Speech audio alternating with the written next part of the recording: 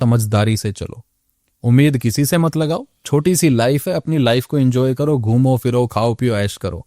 और मैं वापस उस टॉपिक पे आता हूँ कि जी क्या सवाल होनी चाहिए। मैं छोटा सा एग्जांपल देता हूँ। हमारे दोस्त के घर पे रिश्ता आया, तो लड़की के फादर आए, लड़की के भाई आए।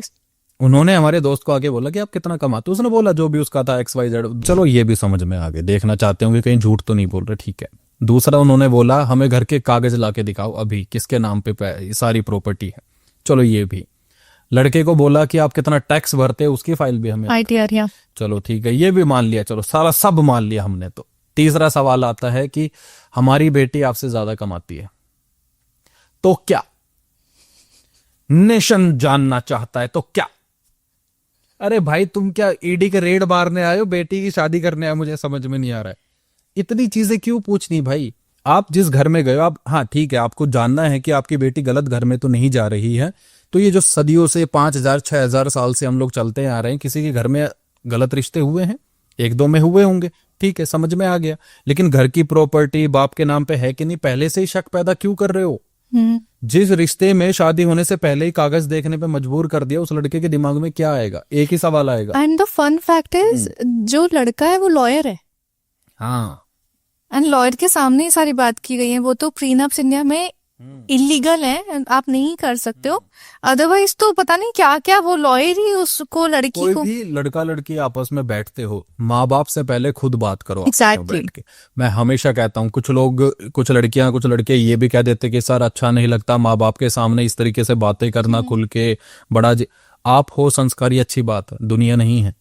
बाद में या तो आप अदालत में खड़े होंगे या आपका पार्टनर खड़ा होगा, और दुनिया एक चीज कहेगी ये लो एक और एग्जाम्पल। खुल के बात करो। मैं आपको अपना एग्जाम्पल देके बताता हूँ। बड़े सवाल आते, कैसे मिले, क्या चीजें हुई।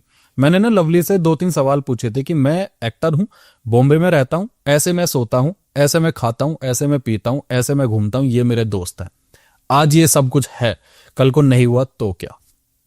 आज मैं हर चीज तुम्हें देने की कोशिश करूंगा, हर चीज मैं तुम्हें दे सकता हूं, कल को नहीं दे पाया तो क्या? कल को मुझे कुछ हो गया, मेरे माँ बाप पीछे से रहेंगे, तो उसके बाद क्या?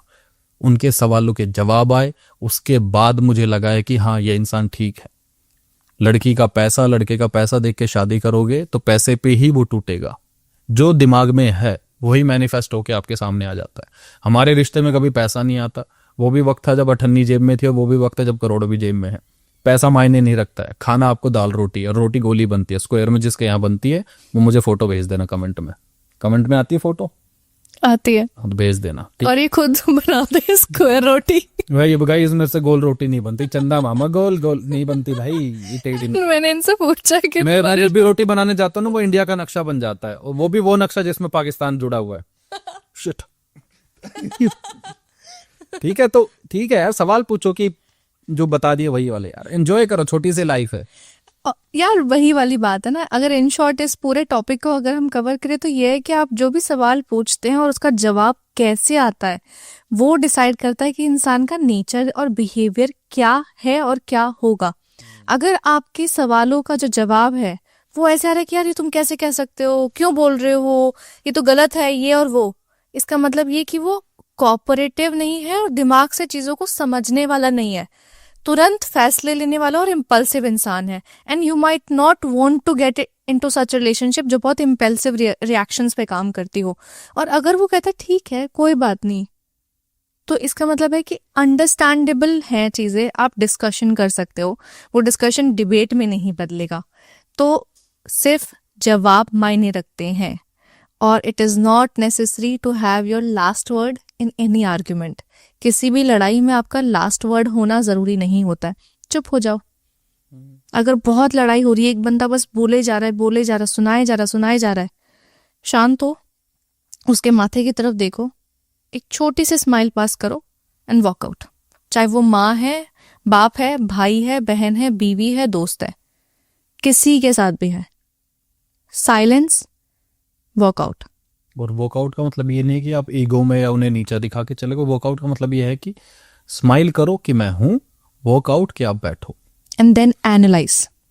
ठीक है, किसी भी इंसान को किसी भी इमोशन के अंदर छोड़ के जाना भी सही नहीं होता है, लेकिन कुछ वक्त के लिए छोड़ना भी सही होता है।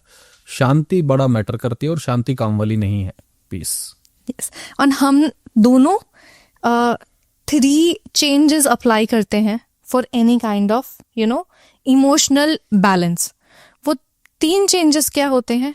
Change the environment, change the entertainment and change the temperature.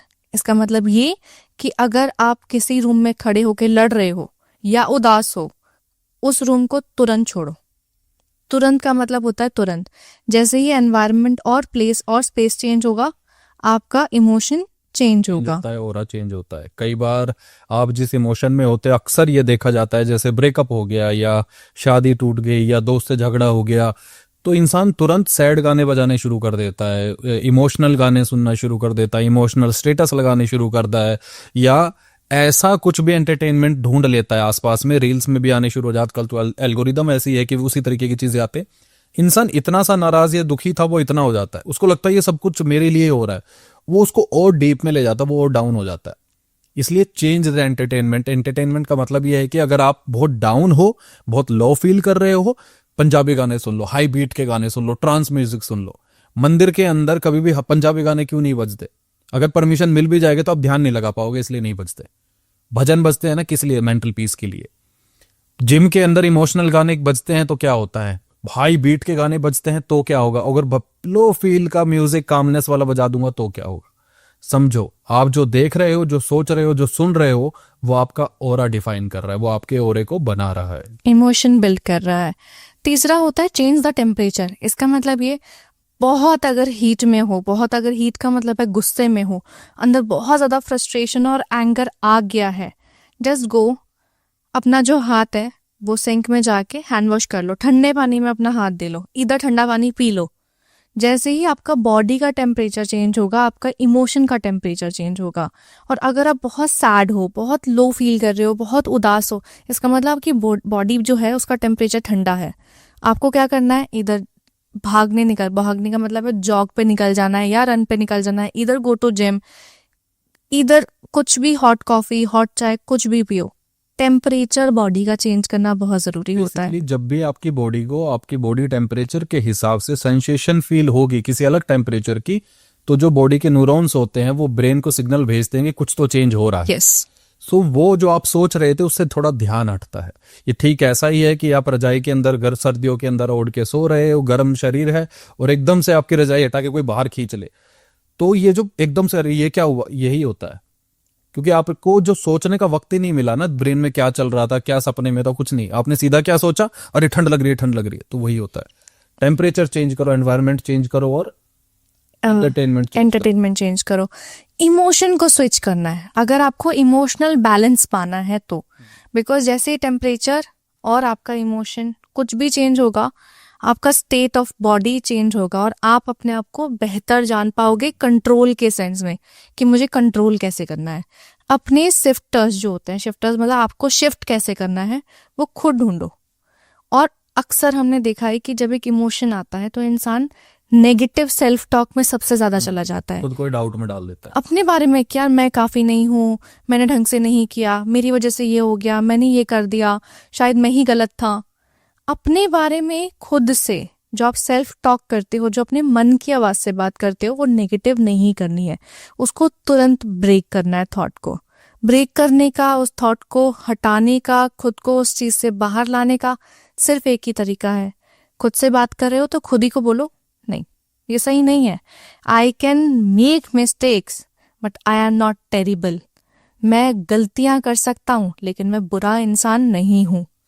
और मेरी गलतियां ये डिफाइन नहीं करेंगी कि मेरा नेचर और मेरा इंटेंशन क्या था। सिचुएशन गलत हो सकती है, इंसान गलत नहीं होता है। मैंने